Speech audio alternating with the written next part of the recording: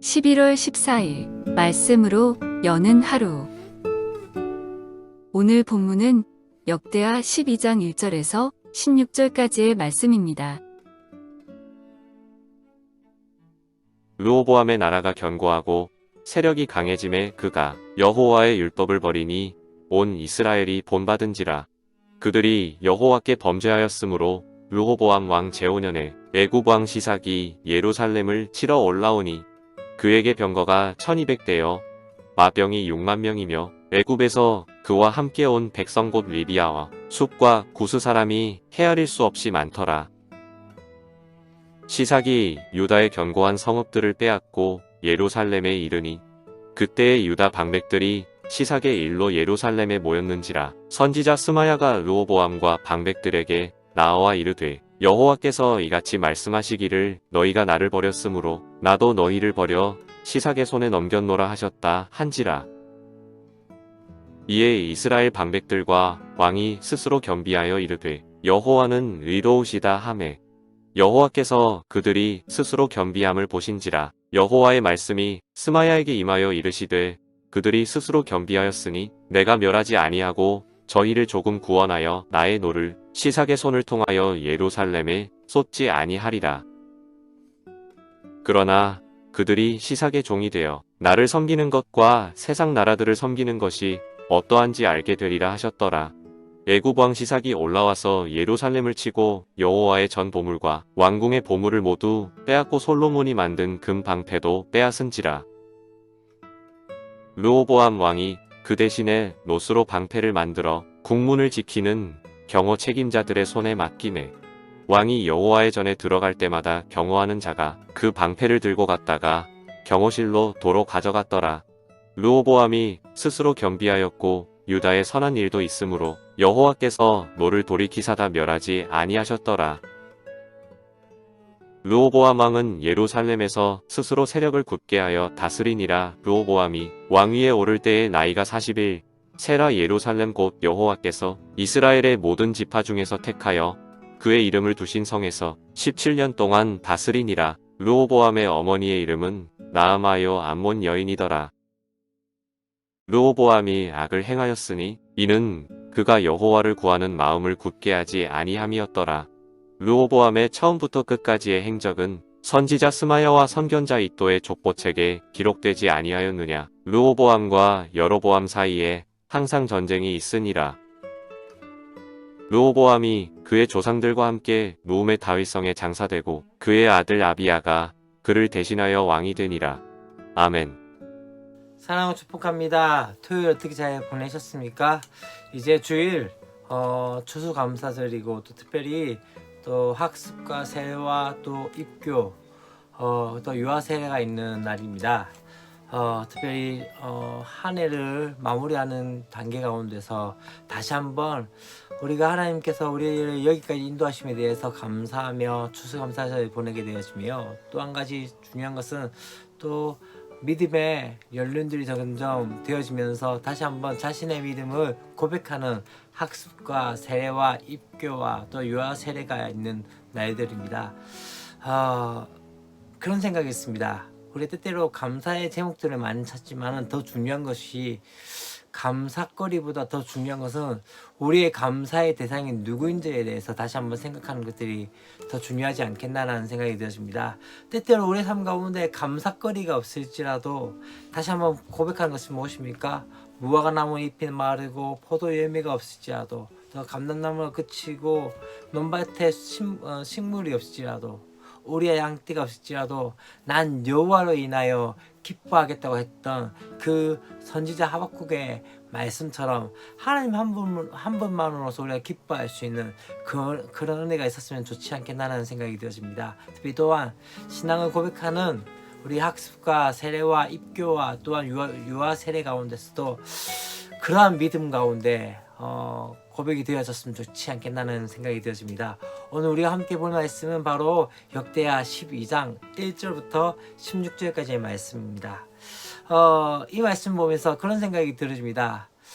또다시 우리가 강건해지고 또다시 우리에게 희미한 게 있어지면은 또다시 하나님을 버릴 수 있는 것이 우리 인간의 죄성이지 않나라는 생각이 들었습니다. 사실 르호보암이 처음에 왕권을 강화하기 위해서 원로들의 말을 듣지 않고 젊은 신하들의 말을 듣게 되어지고 그로 인해서 나라가 분열되었음에도 불구하고 그 가운데 또 약해졌을 때는 또 하나님의 말씀에 따라 갔지만 이제 또 요새화를 지키며 나라가 강건해질 때 오늘 12장의 1절 말씀이 그렇게 나옵니다. 르호보암이 나라가 견고하고 세력이 강해짐에 그가 여호와의 율법을 버리니 온 이스라엘이 본받은지라. 다시 한번 힘이 생기고 강건해질 때 바로 이 르호보암이 했던 것이 뭡니까? 여호와를 버리고 여호와의 율법을 버리는 그런 상황이 되어지는 그 모습들을 보게 되어집니다. 바로 견고한 성읍이 그들의 힘이라고 생각했지 않나라는 생각이 되어집니다. 그러나 유다의 가장 의지할 요새는 그 견고한 성읍이 아니라 바로 하나님인 것을 바라봐야 하는 것이죠. 하나님께서 이 성을 지키지 않는다면 파수꾼의 그 경성함이 허사한 것을 보게 되어집니다. 그렇기 때문에 어떻게 되어집니까? 그들이 의지했던 그 요새가 바로 애굽의 병거와 마병 앞에서는 속수무책으로 당해지는 그 모습들을 보게 되어집니다. 또 한 가지 중요한 사실은요, 지도자는 백성의 본보기입니다. 다시 말하면 왕이나 지도자의 그 선택권 하나하나가 어떻게인가 백성이나 그 뒤에 있는 사람들이 따라가게 되어지기 때문에 중요한 건 무엇이냐면 바로 앞선 자가 어떻게 행하느냐가 참 중요한 것을 보게 되어집니다. 이로 인해서 또다시 이 이스라엘은 위기를 맞게 되어지죠. 그렇게 되어질 때 이제 5절 말씀에 그렇게 나옵니다. 5절 말씀에 어떻게 나온다면요, 그때에 유다 방백들이 시삭의 일로 예루살렘에 모인지라 선지자 스마야가 르호보암과 방백들에게 나와 이르되 여호와께서 이같이 말씀하시기를 너희가 나를 버렸으므로 나도 너희를 버려 시삭의 손에 넘겼노라 하셨다 한지라. 다시 말하면 그들이 하나님을 버렸기 때문에 하나님도 그들을 버리겠다고 말씀을 하면서 시삭의 손에 넘기겠다고 말씀을 하기 시작한 거죠. 그들은 아마 그렇게 생각했던 것이죠. 성읍이 요새화되었고 또한 무기와 군대를 갖췄기 때문에 이제는 힘이 있다고 생각했는데 이 가운데서 이제 어떻게 되어집니까? 그로 말미암아 그들이 당했던 결론적인 것이 무엇이 되어지기 시작합니까? 바로 요새가 무너지게 되어지고 성전 기물과 왕궁의 보물과 또 솔로몬 시대에 그렇게 부유했던 그것을 나타냈던 그 금방패마저 빼앗기게 되어진 것이 보게 되어집니다. 그들이 피한 것은 사실 애굽이 강했기보다는 그들이 교만했기 때문에 하나님을 버렸기 때문입니다. 그렇기 때문에 중요한 것은 이제 하나님께서 어떻게 합니까? 그 죄가에 대해서 가볍게 여기지 않으시고 그 죄가를 철저하게 치르게 하신 후에 구원하는 모습들이 12절까지의 말씀 가운데 나오게 되어진 것들을 보게 되어집니다. 여러분, 참 중요한 것 중에 하나는요, 우리가 한없이 용서해 주신 하나님만을 보는 것이 아니라 또 한 가지는요, 무엇이 있습니까? 우리 가운데 징계하시는 그 하나님의 은혜도 보아야 한다는 것이죠. 그렇기 때문에 중요한 것은 하나님께서 지금 우리를 칠 때와 또 하나님께서 우리 가운데 구원을 베푸실 때 모든 것이 하나님의 은혜와 사랑이 있다는 것을 기억하셔야 한다는 것이죠. 그들이 교만했기 때문에 하나님 버렸고, 그렇기 때문에 그들이 세상을 의지하고 나갔을 때 패할 수밖에 없었던 것이죠. 이제 다시 한번 하나님께서는 어떻게 하십니까? 이 12절 말씀에 르호보암이 스스로 겸비하였고 유다의 선한 일도 있었으므로 여호와께서 너를 돌이키사 다 멸하지 아니하셨더라. 하나님께서 다시 한번 구원하신 그 은혜를 보게 되는 것이죠. 이제 13절부터 6절까지 말씀 가운데 여전히 어쩌면 르호보암의 왕은 어떤 것을 보게 되십니까? 스스로 세력을 굳게 하며 다스리게 되어지지만 여전히 그에게는 어쩌면은 계속적으로 범죄하는 그 모습들을 보게 되어집니다. 회개는 죄악으로 흐르던 그 삶의 방향을 유턴하는 것, 돌이키는 것입니다. 르호보암은 회개하고 또 잠시 주를 따랐지만 그는 지속적으로 악을 행하면서 계속적으로 그렇게 흘러가는 그 모습들을 보게 되어집니다. 하나님 뜻을 이루기보다는 세력을 누리는데 그의 관심이 있었기 때문이죠. 그렇기 때문에 어떻게 됩니까? 그에 대해서, 르호보암에 대해서 다시 한번 평가되어진 것은 무엇입니까? 바로 악한 왕으로 그렇게 기록되고 계속적으로 우리 가운데 그렇게 나타난 것을 보게 되어집니다.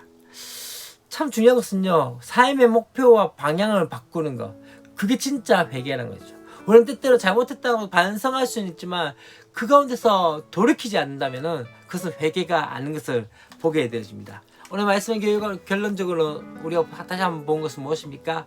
르호보암의 모든 삶들의 그 형태를 보십시오. 어떻게 되어집니까?